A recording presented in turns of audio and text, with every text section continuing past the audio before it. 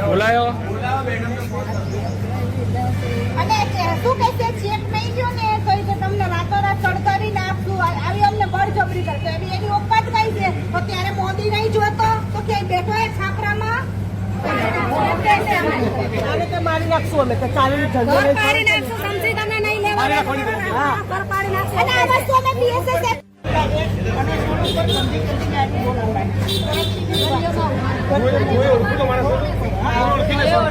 બધી બહેનો ગાળો બોલે ને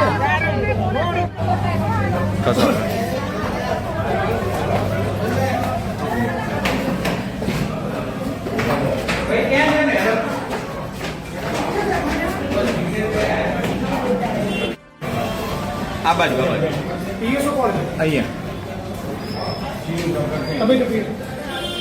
પીઆઈ પીઆઈને ફોન કરીને એવું કહો કે જિગ્નેશભાઈ એવું કીધું છે કે તમારા એસીપી નહીં આવે ત્યાં સુધી હું પોલીસ સ્ટેશન નહીં છોડું આવું એમને જાણ કરો ધન લઈને પોલીસ કમિશનરના બંગલાએ જઈશ એમના ઘરે કચેરીએ નહીં આવું જિગ્નેશભાઈ કહે કહો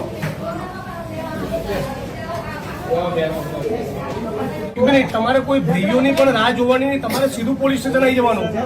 અને જે ગાળ કોણ કરી તમે ફરિયાદ તમારી ત્યાંની મેટર છે ખૂન ખરાબા થઈ ગયો હોય તો મારી પાસે આવો તો હું એનું સોલ્યુશન હલ કરી શકીશ તો અમે કોઈનું ખૂન કરી પછી આવી તો થઈ શકે બીજું તો આનો કોઈ હલ નથી અમારી મારા મારી કેસ હું કઈ વાતમાં જાણતો નહોતો ને મારું નામ મારા બનીને કેસમાં તમારું નામ લખાવ્યું મારામારી કરે તરત પોલીસે ફરિયાદ લઈ લીધી અહીંયા બધા તમને મળવા માંગે છે હા આ 78 વર્ષના કાકા બિલ્ડરના લોકો ઉપર હુમલો કર્યો તમે આમની સામે ઓફેન્સ દાખલ કર્યો જાઓ ઉભા હા હા આ 78 વર્ષના કાકા જે શારીરિક અશક્ત છે સરખું ચાલી નથી શકતા એ લોકોને મારે છે એમ તમે એફઆઈઆર દાખલ કરી છે આમની વિરુદ્ધમાં અને તમે એફઆઈઆર કરી છે આમની ઉપર આરોપી બનાવી દે બીજું આ બિલ્ડરોના માણસો બધાને અશ્લીલ ગાળો બોલી છે કે બધી બહેનોને તમને અગાઉ ફરિયાદ કરી છે લેખિતમાં પણ ફરિયાદ આપેલી છે લેખિતમાં ફરિયાદ આપેલી ફેબ્રુઆરી અત્યારે તપાસની એફઆઈઆર કરો અત્યારે અત્યારે હાલે જ એફઆઈઆર દાખલ કરો કે ગાળો બોલી છે તમને અશ્લીલ બોલી છે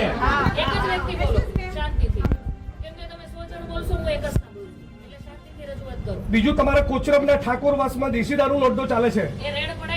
બીજું બાબુ ઠાકોરનો બીજો કોચરબમાં દારૂનો અડ્ડો ચાલે છે ત્રીજો અડ્ડો ચાલે છે ઇંગ્લિશનો ઝાલાનો ચોથો ચાલે છે કોચરબમાં ભીલવાસનો કેમ ચાલે છે એ જવાબ પૂછવા આવે છે કેમ દારૂના અડ્ડા ચાલે છે તમે 78 વર્ષના વડીલ ઉપર ઓફેન્સ દાખલ કરો છો તો આ બધા બુટલેગર ઉપર ઓફેન્સ દાખલ કરો હે પછી ખુલ્લેઆમ અડ્ડા ચાલે છે ને ચાલે છે બધા હા પછી વિશાલ મહેતાનો અડ્ડો ચાલે છે કેમ અડ્ડા ચાલે છે જવાબ આપો જ્યાં દારૂ વેચાતો હશે અમારા ધ્યાનમાં આજે અત્યારે બધું બંધ કરાવો કોણ છે એનો વહીવટદાર કોઈ વહીવટદાર નથી આ તો એમને દારૂના અડ્ડા ચાલે છે હા એ જોઈ લેશું મળી આવશે તો કેસ એમને દારૂના અડ્ડા ચાલે છે લખો બધી રજૂઆત એફઆઈઆર કરો એક મિનિટ બીજી રજૂઆત કરો તમે ડિસમિસ કરવા માંગો છો પહેલા એક મિનિટ આ બાબતનો જવાબ આ વડીલની ઉપર લેખિતમાં અરજી આપેલી છે લેખિત ફરિયાદ તમે આપી દો રજૂઆત એક જ જગ્યાએ એફઆઈઆર દાખલ કરો જ્યાં દારૂ વેચાતો હશે ત્યાં મળી આવશે તો કેસ કરશું બિલ્ડરનો મળે ત્યાં સુધી કોઈ ફરિયાદ થઈ નથી કાલ સવારે મને ફરિયાદ નહીં જોઈએ તમારા જ્યુરિસ્ડિક્શનમાં દારૂના અડ્ડા મને લાગે છે તમારા ડીસીપીને મારે કહેવું પડશે તમારા પોલીસ ઇન્સ્પેક્ટરને સમજાઈ નથી રહ્યું ઓફેન્સ દાખલ કરવાનું સ્ત્રીઓને અશ્લીલ ગાળો બોલવી એ ફોજદારી ગુનાનું કૃત્ય ના કહેવાય બિલ્ડરોના માણસોને બીજું ખબર પડી એટલે 78 વર્ષના કાકાને ઉપર ઓફેન્સ દાખલ કરી છે તમે જે એમનો ગુનો દાખલ કરવાની જો સૂચના ન આપી હોય અને 20 દારૂના અડ્ડાનું લિસ્ટ પણ જાહેર કરવાનો છે તમારે ન કરવું હોય તો ડીસીપીને ત્યાં જવું તમે મને ના પાડી દો તો હાલ ફોન મૂકીને ડીસીપીને કહું ના ના અત્યારે હાલ તમે પેલા પાલડી પાલડી પીએ તમે સૂચના આપો 5 ફેબ્રુઆરીથી ફરિયાદ આપી છે એફઆઈઆર કરે એમાં હું એફઆઈઆર ની કોપી લઈને પછી જઈશ તમે એમને આદેશ કરો તમારાથી ન થઈ શકો તો મને પ્રેમથી ના પાડો તો સીપી ના ઘેર જવું ઓફિસ નહીં જવું ઘરે જઈશ નીકળજો અને બેન આપણને એકદમ વિનંતી અને શિસ્ત ભાષામાં કહું છું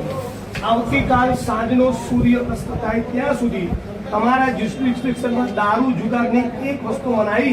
બધાની વચ્ચે કહું છું 4 તારીખે 11 વાગે ડીસીપી જોન સાથની કચેરીએ તમારા સસ્પેન્શનની માગણી લઈ જઈશ હું કહું એટલે કરવું જ ટેક ઇટ સિરિયસલી અને કોઈ પણ માણસ તમારો સ્ટાફ ઊંચા અવાજમાં બિલકુલ વાત ના કરે કેમ જિગ્નેશભાઈ આવ્યા હતા કોઈ ટણી બની ના જોઈએ ઓકે દાદા આવી ગયા